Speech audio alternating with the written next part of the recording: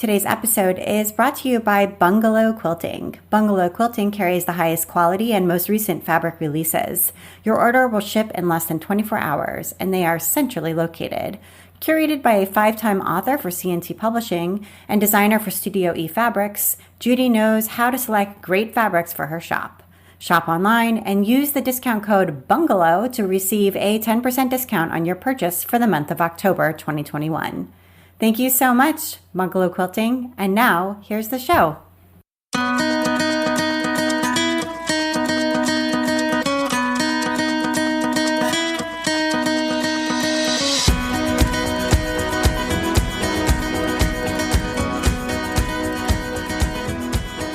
Welcome to episode 202 of the Craft Industry Alliance podcast. I'm Abby Glassenberg.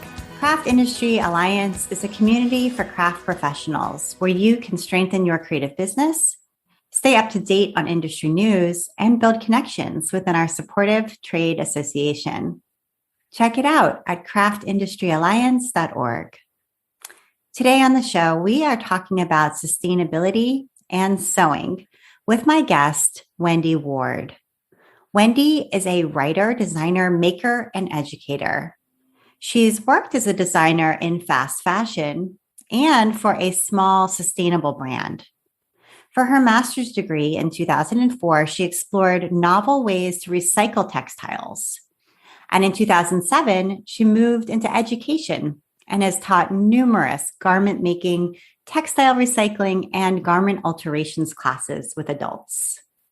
Wendy has her own line of sewing patterns called MIY Collection. And she's written 5 best-selling sewing books, including her most recent title, How to Sew Sustainably, which was published in June. Wendy Ward, welcome.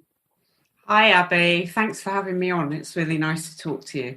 Oh, it's so nice to talk to you. I'm very excited to hear more about your career in sewing. And I'd love to start, we'll go way back, but it sounds like you had a really kind of a dad who was a maker. Is that right?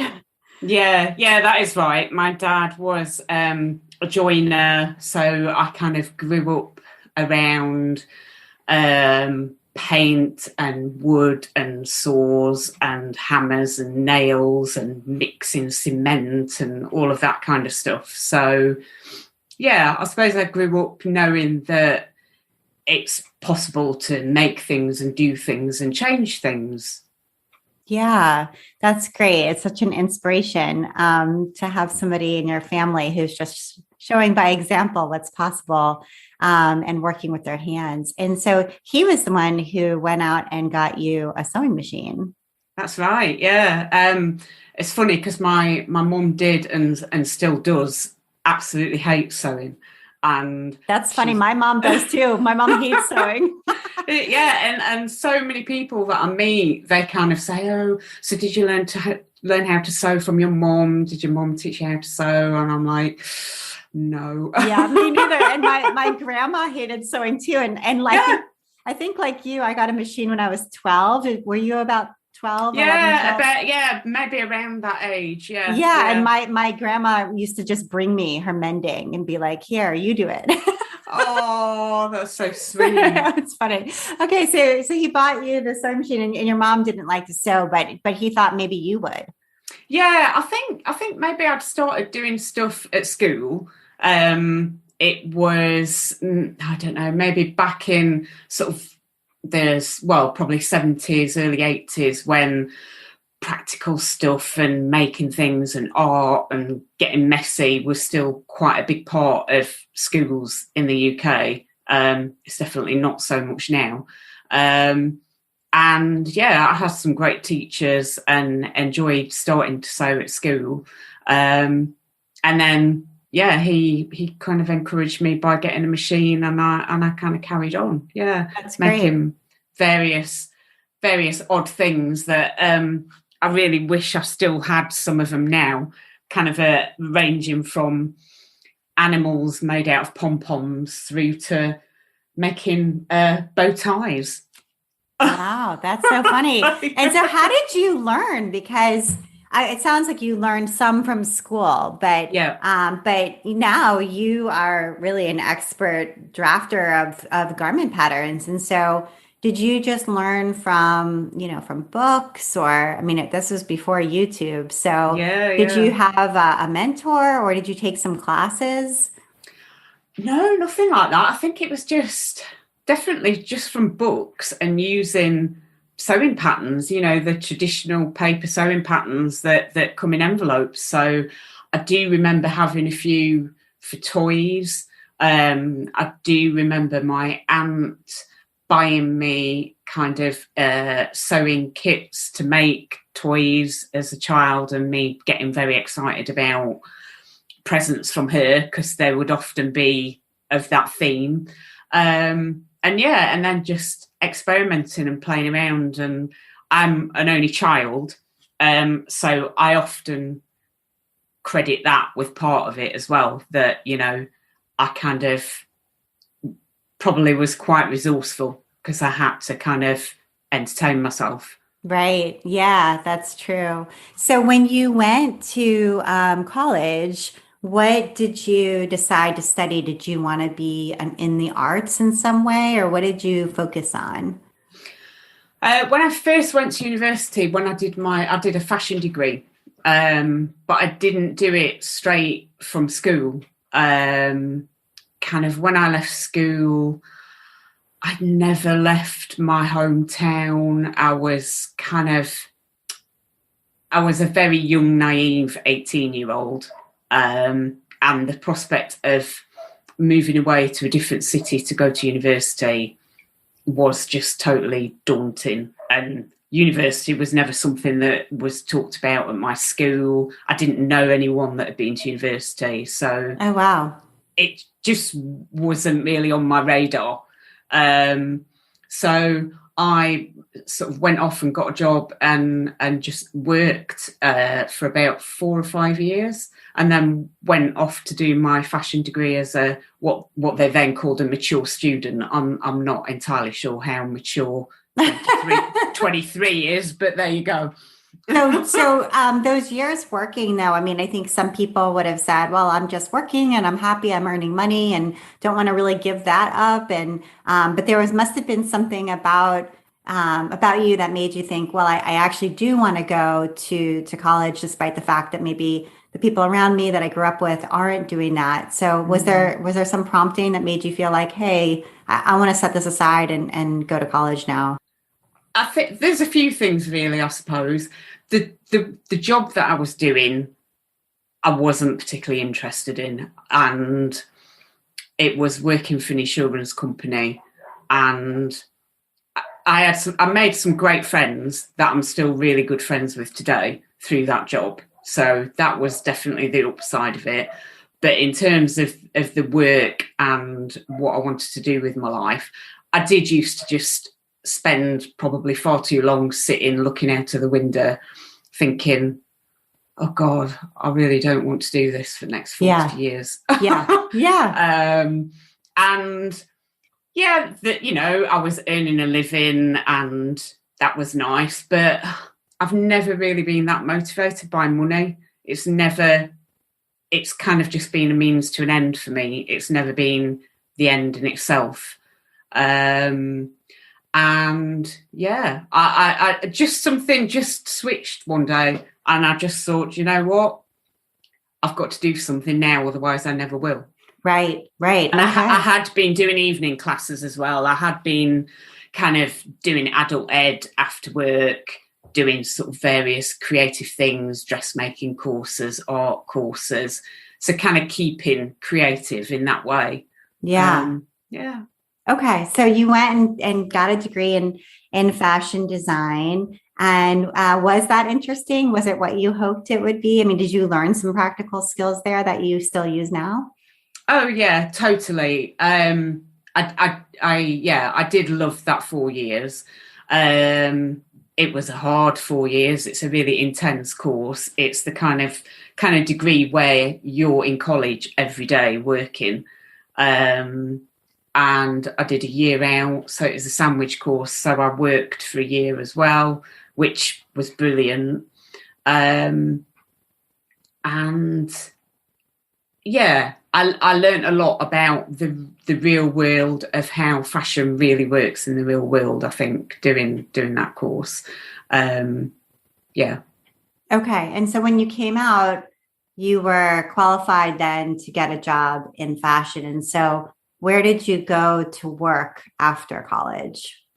So straight after college, I went to work for a UK fashion brand, high street fashion brand that was probably one of the early brands that you perhaps would describe as fast fashion.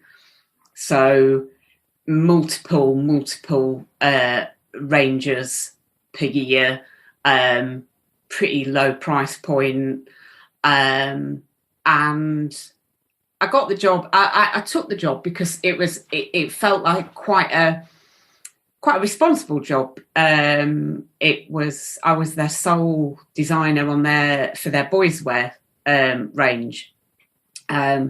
And I thought, well, that's quite a responsibility for a graduate, and they've offered it me. So yeah, great, let's do that. I'm going to learn a lot doing this.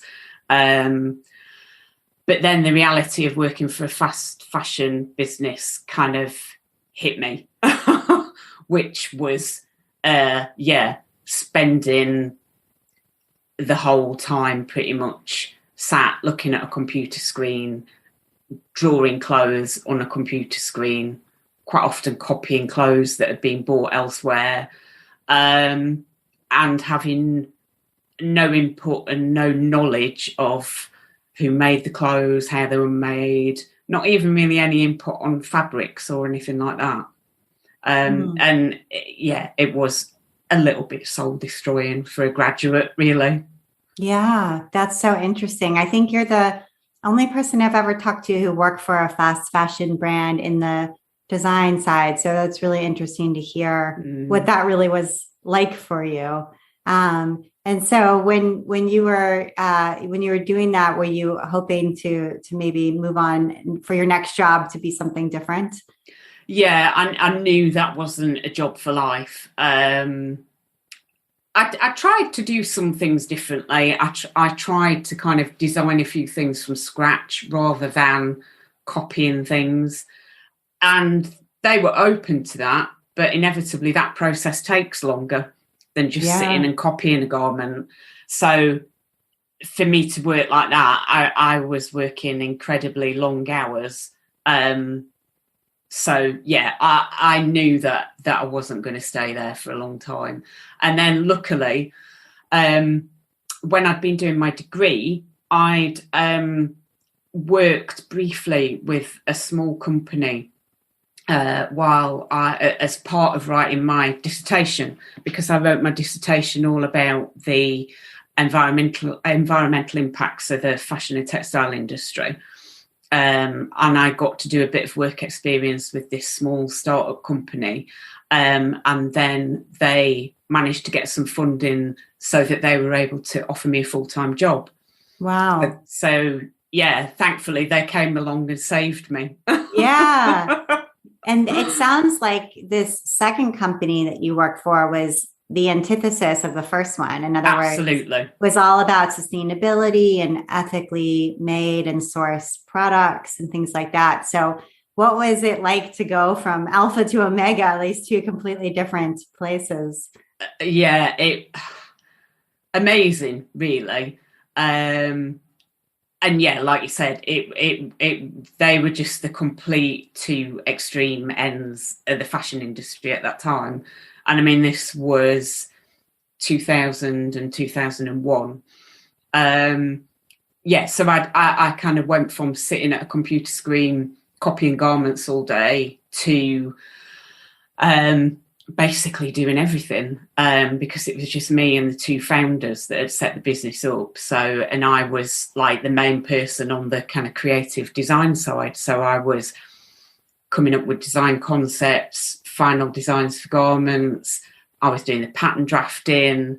And then they sent me off to India within months of joining the company, because they worked with farmers and small kind of cooperatives to make the clothes in India.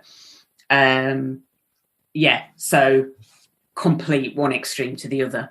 Yeah. And so what do you remember about that trip to India? What did you see when you were there and learn when you were there? It was it blew my little naive tiny mind, to be honest. I'd never been to India before, and I prepared for that work trip, but I just prepared for it on a work level. I was totally thinking about what I needed to do while I was there, how I was going to get it done. Stupidly, I gave no consideration to what it would be like as a place and how I would feel and what it might be like culturally and how I might react to that and the kind of climate and all of them kind of things. So I vividly remember getting off the plane in Mumbai, and it was really late at night and it was still absolutely boiling hot. As soon as I got off the plane, my glasses steamed up. My hair immediately started going wavy in this humid climate. And there was someone waiting to collect me at the airport. And he drove me to this family house that I was staying with. And there were people walking cows along the road at 11:30 at night. And it was just a complete assault on all of my senses. And for the first few days, I just felt like I was very much in fight or flight mode. I kept thinking, I can't do this. I'm just going to have to go back home again. But then as soon as I thought that, I thought, no, you can do this. Just get on with it. And just gradually settled in, and the people were just so helpful and so kind and so generous. And it turned out to just be wonderful. And I worked in this really small little workshop with a small group of people, working out designs while I was there. They were trying things out for me. They were making sample garments. We were, despite not being able to really communicate with each other verbally, we were managing to work things out with diagrams and showing each other stuff. And just totally hands-on and wonderful. Yeah. A million miles away from sat at a computer all day. Right. A totally different side of the industry, and for you, just a different perspective. I want to take a minute now to talk with our sponsor, Judy from Bungalow Quilting. I'm Judy Gautier. My business is Bungalow Quilting and Yarn. We are located in Ripon, Wisconsin, and we've been in business for 10 years. And tell us a little bit about the types of fabrics that you sell at Bungalow. Bungalow has the best fabrics anywhere. I guess I consider it myself kind of as a curator because I've been sewing my entire life, and being in business for 10 years, I'm pretty much spot on onto what people are looking for. I have contemporary fabrics. We do not have any types of reproduction fabrics, but they're all very contemporary, and people find them very applicable to their lives and their needs. And how quickly do the orders ship out at Bungalow? At Bungalow, because we're located in a small central Wisconsin town, we are right by the post office. So many times somebody will place an order and I happen to be walking past a particular bolt of fabric.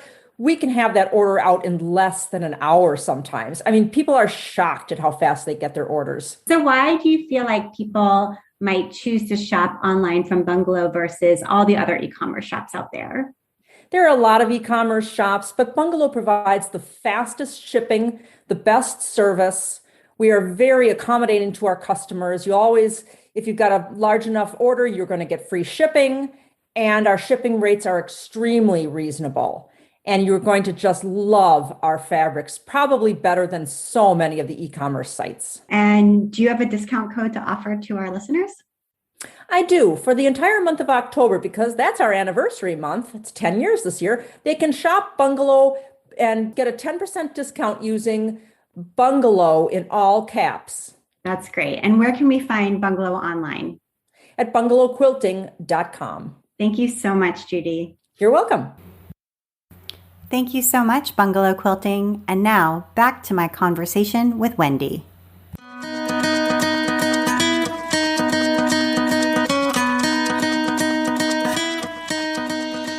So it sounds like you stayed at that job for a while. And were you really turned on to the idea of sustainability through that experience, or did you have some other experiences? Because your latest book is all focused, which we'll talk about in a little while, is all focused on sustainable sewing. So I wondered whether that was sort of the impetus or other things besides that experience.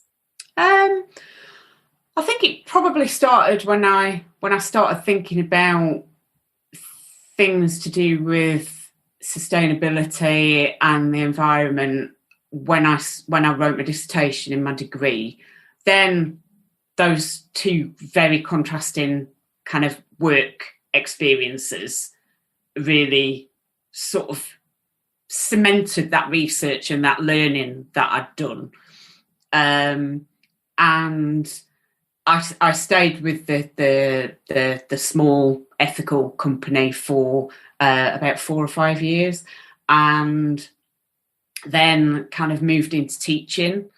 And I think then the teaching, because I moved into teaching and started doing lots of adult education, and that added a new layer, because all the time when I'd been working for the small ethical company, one of the things we constantly were coming up against was how to communicate the benefits of what we were doing to consumers and members of the public. And I think even now people still find that really difficult. I always think it's best to do it in a positive way rather than the kind of negative, oh, this is the harm that the fashion industry does, which are important messages. But I think if it's negative messages the whole time, I think you're in danger of turning a lot of people off and they just switch off and don't listen anymore. And through my teaching, I realised that there was sort of a different way to get these messages through to people, because the number of times that I would have people in classes who had just started to sew, were just learning how to sew and make their own clothes and maybe repair their own clothes or alter their own clothes. And at some point, most of them would say versions of, how can I go out and buy a T-shirt for the price of a coffee when it's so hard to make clothes? And I think that's such a huge revelation. The first time you try to sew even the most simplest garment and you realize this is so labor intensive. And obviously when you're making them at scale, right, there are ways to shorten the amount of work involved, but truly it still has to be made.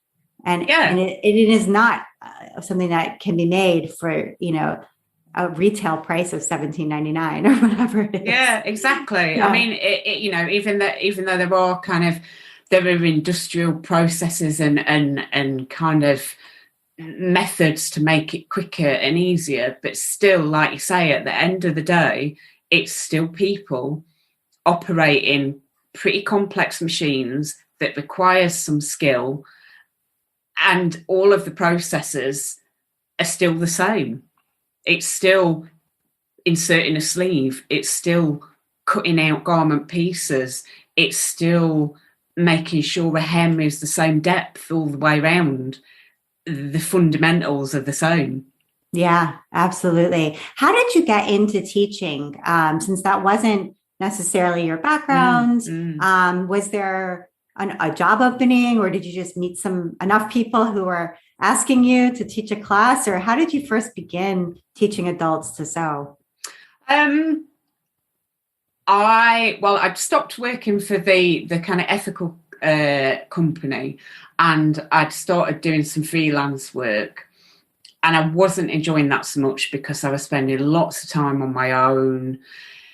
It was quite I was doing a lot of making bespoke garments for people, and to really make a living at that, it was really quite hard, because going back to the same thing again, people don't realise how much work goes into stuff, so they don't want to really necessarily pay the true cost of what things, the work involved.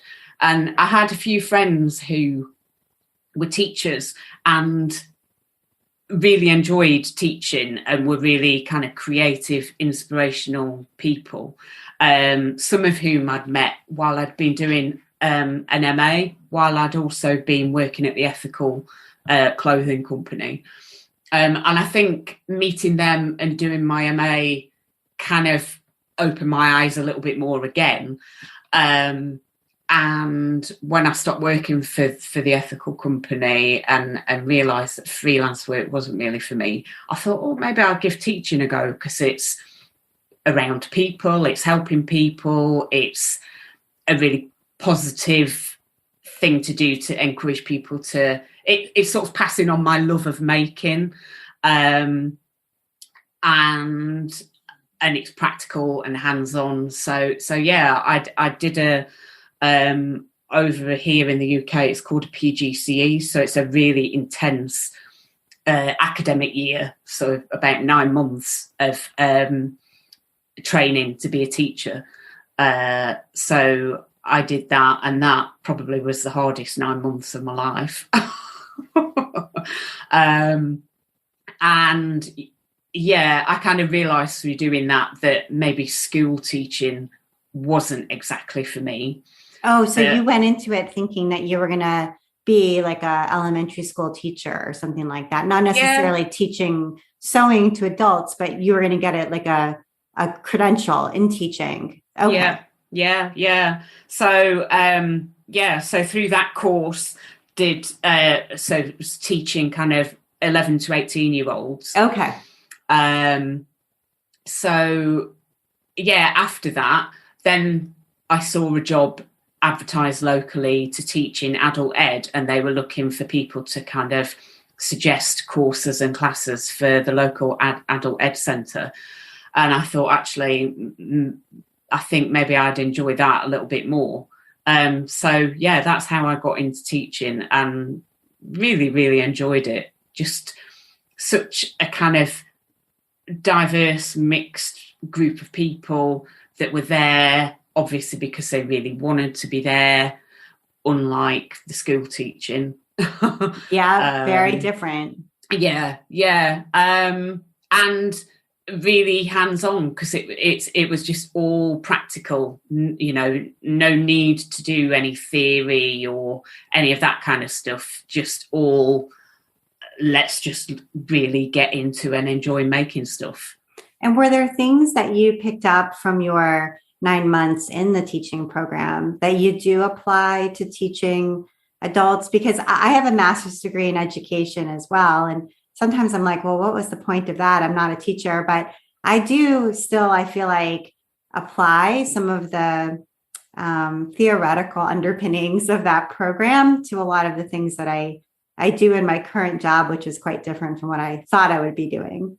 Absolutely, definitely. I mean, the most basic fundamental part, I think, is the confidence that it gives you, and the way that it makes you have a renewed appreciation for what you do and what you know. I mean, I think training to be a teacher, rather than, I think if I'd have just thought, oh, I'm going to have a go at teaching some classes, and had not done that teaching course, I don't think I'd be as good a teacher at all, because aside from that kind of massive confidence boost I think it gives you, it's the kind of the appreciation of how differently people learn, that group dynamic of how that affects the way that people learn, the kind of being able to spot the people that are floundering, even when they're doing quite a good job of trying to hide it.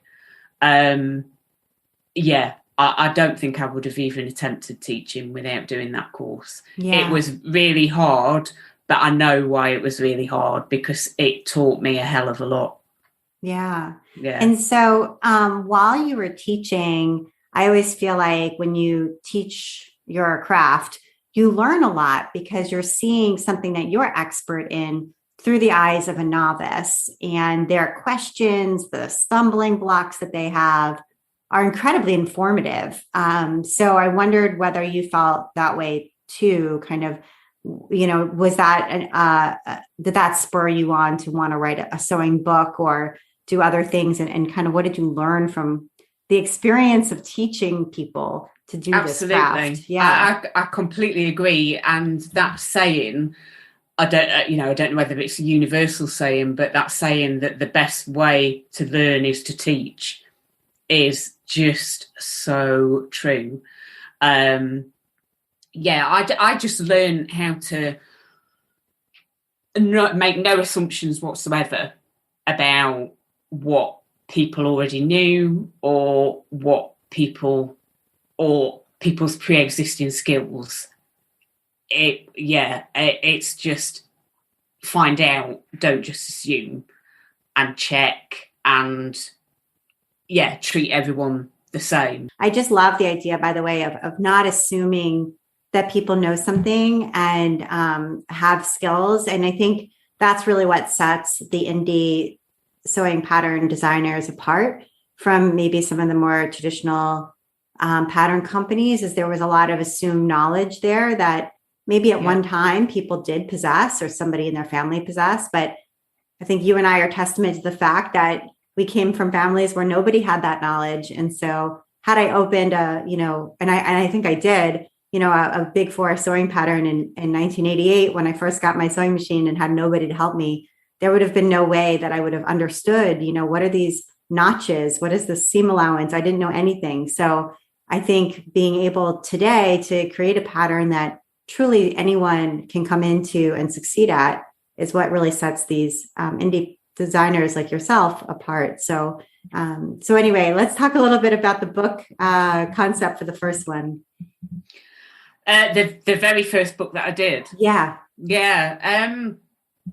I had wanted to write a book for quite a long time. I finally managed to kind of pitch it to a publisher who said yes. And we just wanted to include kind of some basic styles that would be, and then my kind of big thing that I wanted to kind of make sure I included in that book was that people could adapt the patterns and the projects in ways to kind of suit either their own skill level or their own kind of taste as well. So I didn't want to be producing something that was just like, here's the pattern, here's the garment, it's going to turn out exactly the same, no matter what, you can't deviate from these instructions, and this is it, this is how it's going to be. So I kind of tried to build in ways that people could adapt them, and in doing so kind of build on their skills as well. So I sort of tried, I was definitely seeing that book from the point of view of a teacher as well, and building skills and starting at a kind of relatively easy entry point and working your way through and gradually building on skills and improving existing ones, and just that gradual kind of repetition, introduce something a little bit new, a bit more repetition, introduce something new. Just kind of and encourage people's creativity as well. Allow them to kind of have a bit of an input into the end result as well. And you said that you had wanted to write a book for a while. And did you put together this idea? And tell us the name of this first book too, so people can go find it and check it out. But did you develop the idea and then, write a book proposal and ship it out to a whole lot of different publishers? Yeah. So the first one was Beginner's Guide to Dressmaking, and that came out in, I think that was 2014, and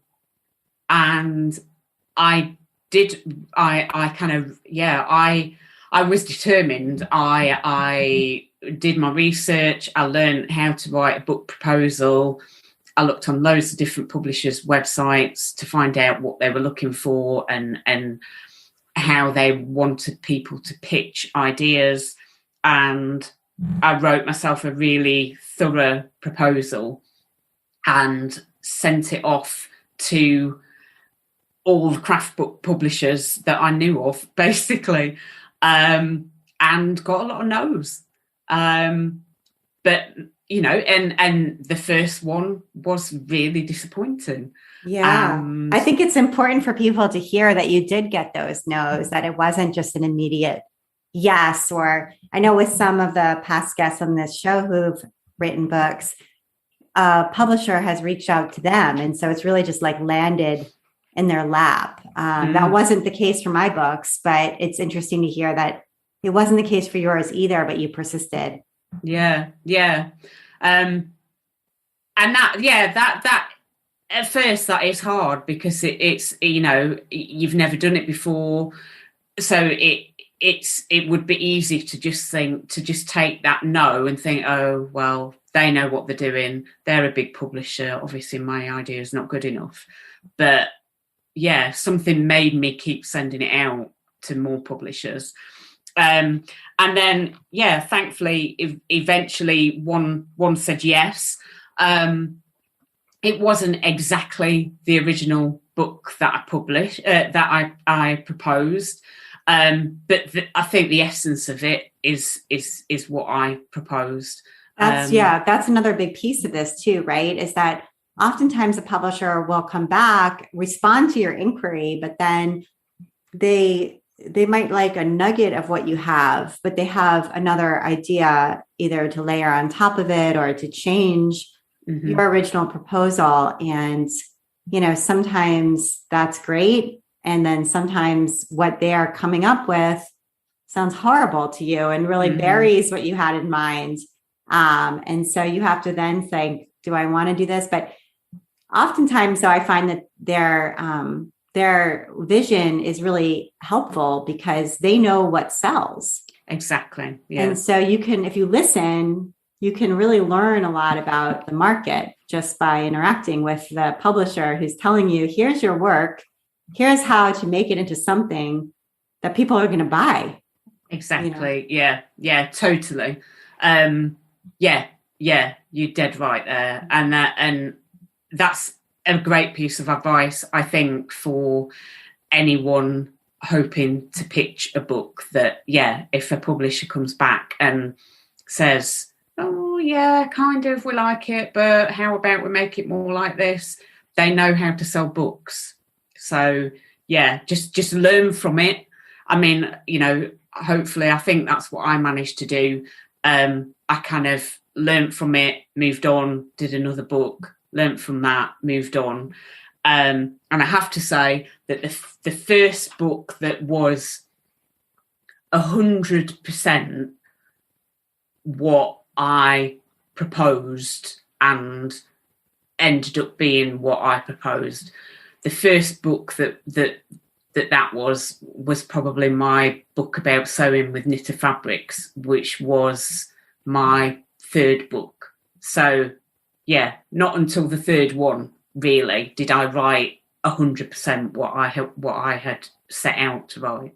Yeah, and it's so interesting. I had a similar experience. Like the idea for the first one was so overly complicated, I ended up doing something completely different, but came back to it for the second one. And after I understood, how does this process really work? And what do I really need to do? And I was able to simplify it and make it much more saleable. So it is a learning process when you're writing a book. But Absolutely. did you find that working with tell us a little bit about like the pace, since now you've written 5 books, which is really incredible, by the way. Congratulations on Thank you. Got much work, but about the pace of doing this. So you also have a sewing pattern business, as we mentioned, and you also teach, but then you have to write this book, and that's a very intense thing. So how do you handle all of that?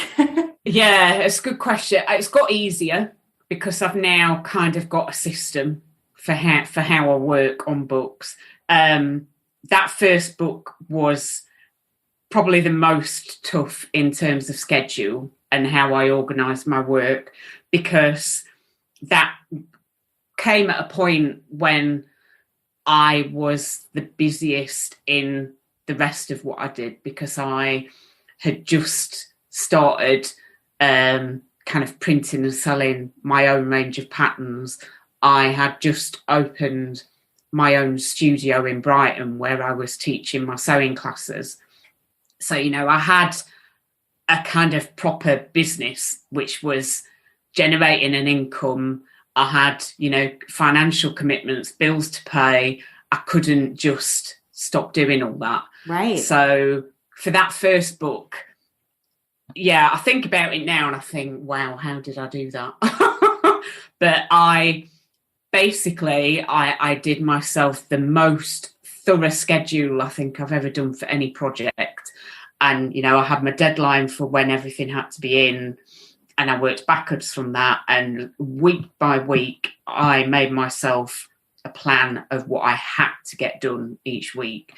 And I did a week of solid working on my book.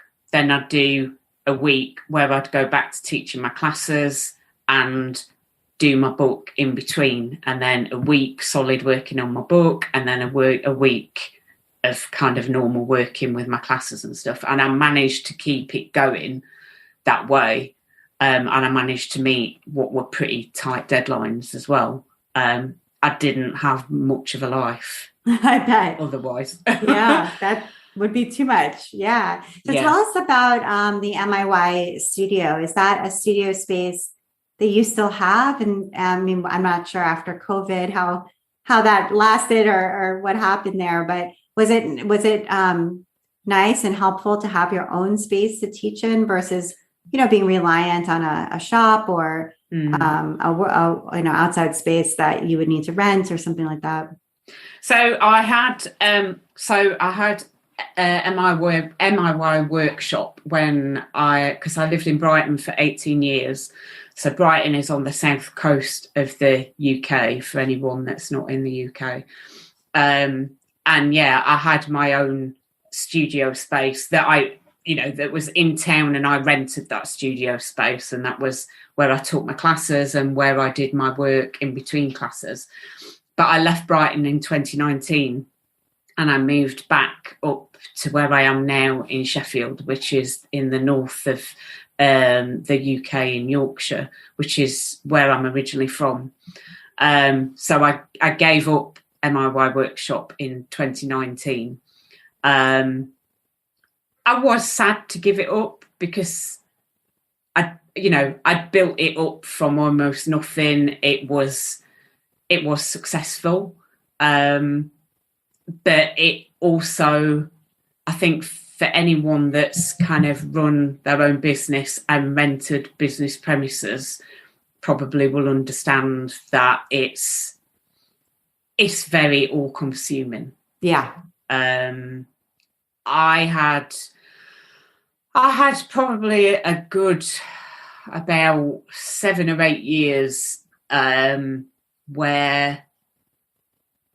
I was successful and I enjoyed what I was doing, but it was all work and no play. It was just pretty much 99% work all of my time. So I was actually quite glad to give it up when I gave it up. Yeah. So now up in Sheffield, so pre-COVID, I was still doing a little bit of teaching, but not quite so much. because the cost of living in Yorkshire is way less than in Brighton. So there was far less sort of financial pressure on me. But I was still doing bits of teaching, but for other people, which was really nice. So I'd be teaching in other people's sewing businesses and shops. It suited me because, you know, I didn't have an awful lot of, I had control over my classes, but, you know, it was very much under the umbrella of someone else's business. But they also took on all the admin, right, which was amazing. Yeah, right. After all those years. Once you've experienced all sides of it, it's sometimes nice to not have to do everything. Oh, yeah. Chasing people to pay, sending reminders, dealing with last minute cancellations. I was so happy not to have to do that. Right. Yeah, that's so interesting. And some words of wisdom for somebody who's out there thinking, I want to do this. Not that you can't, but that there is a lot of behind the scenes work that either you or someone you delegate it to is going to have to take on in order for it to work.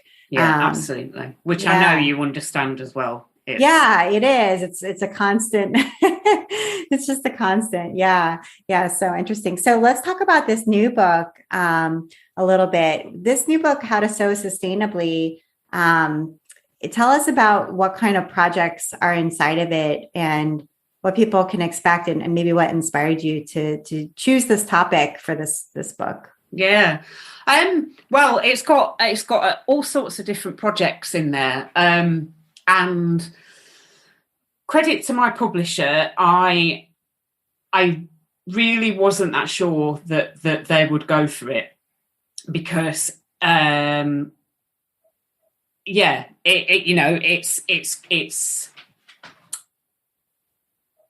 it's something that people are interested in, but it also I just really did doubt whether they would go, let's do that, because they're all about kind of, the mainstream craft books. So I took that as a real endorsement that they were willing to back a book like this. And it's got a range of projects in there. It's not just dressmaking, which was another reason I thought, I'm not sure whether they're going to go for this or not, because I'd proposed, not just dressmaking, but art, textiles projects, home sewing projects, because really the focus was on best use of materials rather than the end result. Are these projects like you would go through your closet, find things that you aren't wearing anymore, or go through to a thrift store or things like that, and then cut those things apart and create something new? Is that sort of the gist? Yeah, that is definitely one of the approaches. So that I think that's a great way of finding a source of new fabric. So it's not so much about kind of adapting or refashioning existing clothes. It's more about finding new sources of fabrics through old clothes, old household textiles, and making things that don't waste any fabric. So most of the garment projects in there I've described as being minimal waste. So they're not zero waste, because for me, zero waste really means there's absolutely nothing left over at all. Some of them are like that, but some of them, there might be kind of tiny little bits left over. But the approach of the book is that I approach the projects and the techniques in terms of what fabrics you've got and the size of the pieces of fabrics that you've got available. So I've got different techniques in there that are appropriate depending on what size of piece of fabric you've got. So be it something like a kind of a sort of like an end of length that you might have got left over when you've been making a garment, and you've got that awkward sized bit left over at the end, and you think, oh, it's a reasonable sized chunk of fabric, but I can't quite squeeze another garment out of it. What shall I do with it? You kind of keep it and you think, I'll use it for something. And then there's the kind of smaller pieces that you end up left over after projects, and then even down to kind of tiny scraps. So when you've trimmed off seams, the kind of overlocker spaghetti that you end up with. I've got techniques for using all of those different types of sizes of fabric. That sounds great and super useful for anybody who sews and wants to learn more about reuse and using up their scraps, which we all have so many of. So yeah, that's great. And the book is out now, so people can check it out. It's called How to Sew Sustainably. And then I understand you are embarking on a new chapter as well, which is that you are going to be getting your PhD. And it's so interesting because you had mentioned earlier that, you didn't know that you would go to college at all. And now not only do you have a bachelor's degree, a master's degree, teaching certificate, and now you're getting a PhD. I think you took well to higher education. Yeah, I kind of got addicted to it, I think. Yeah, and it's just so interesting how it's come about as well, Abby. Really, it's just bizarre. It's something that I'd thought about before. I thought about it pretty much as soon as I finished my MA, because I enjoyed doing that so much, and I applied and got accepted to do a PhD back then, but for various reasons it never happened. But that kind of thought never really kind of completely went out of my head, so it had carried on lingering, and it was a chance conversation on Instagram, of all places, with a really lovely woman who had been to just one of my classes here in Sheffield. And she put me in touch with a couple of people at the university here in Sheffield. And we started a conversation, and I think that maybe had the situation not been as it has been for the last 18 months, it might not have happened, because even though that thought was still in my head, I was kind of caught up with, I was writing a book, and I might have written another book, and I was teaching, and, when things are working and things are going well, it's really hard to stop doing it and say, I'm not going to do that anymore. I'm going to do something different. This was like an enforced pause. Yeah. So when all my teaching stopped last March, I didn't immediately turn to teaching online and doing Zoom classes. I was fortunate because I had How to Sew Sustainably, my new book, to work on.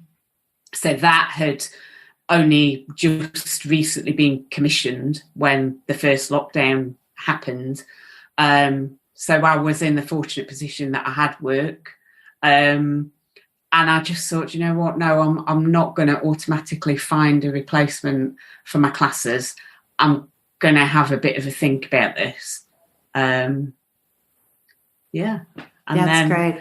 That all started in October last year, and I had it's all been done on Zoom and email, and I had my interview in July, and it's happening. That's fantastic. Well, we'll have to check in a few years and see how the program goes, because it's such a big undertaking. Oh God, yeah, but it's exciting, and it'll be great, I'm sure, and very fulfilling.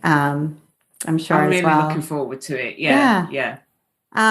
So I wanted to get to your recommendations, if that's okay. Okay. So you had one for the Great British Photography Challenge. So is this similar to the Great British Bake Off?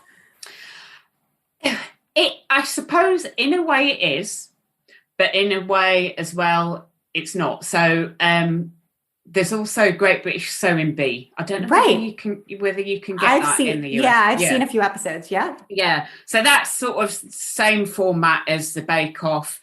It's very time pressured, and it's kind of, each week someone has to leave.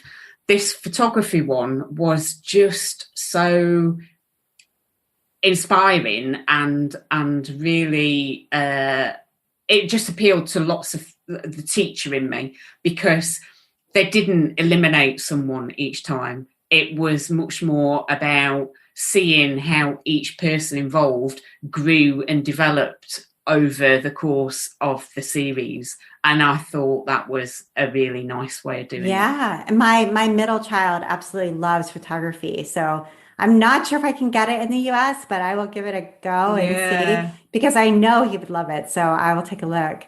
That's a great recommendation. And then you have done some online art classes through the Royal Drawing School. Yeah, they've been so inspiring. I think we've all kind of enjoyed some online classes over the last 18 months. I think that's been the kind of upside, really, of everything that's happened. 100%, yeah. I mean, the Royal Drawing School, it's based in London. This is their kind of, public access program. So anyone can do these courses. But had they been in person, I wouldn't have been going from Sheffield to London to do them. So, they were just lovely. And there were people from all over the world doing them as well. Yeah, that's awesome. Yeah. And then you wanted to recommend a book, and I haven't read this book, The Day the World Stops Shopping by J.B. McKinnon. Yeah, I recently, I really wish I could remember how I came across this book, but I can't at the moment. I've not finished reading it yet, but it's a lot about what I'm going to be looking into in my PhD. This kind of, the fact that we're just, not just clothes, but everything. We just buy too much stuff. Yeah. And we don't need it all. And it's not making us happy. And do we need it all? And what happens to it when, after a few months, sometimes we've got bored of it? And what about if we just stopped shopping? What would happen? Right. Oh, such an interesting concept to think through. That's a great recommendation. Well, Wendy, thank you so much for taking the time to be on the Craft Industry Alliance podcast. I really enjoyed talking to you. Oh, thanks so much, Abby. It's been really, really nice to chat. Thanks for having me on. And you've been listening to the Craft Industry Alliance podcast. I'm Abby Glassenberg.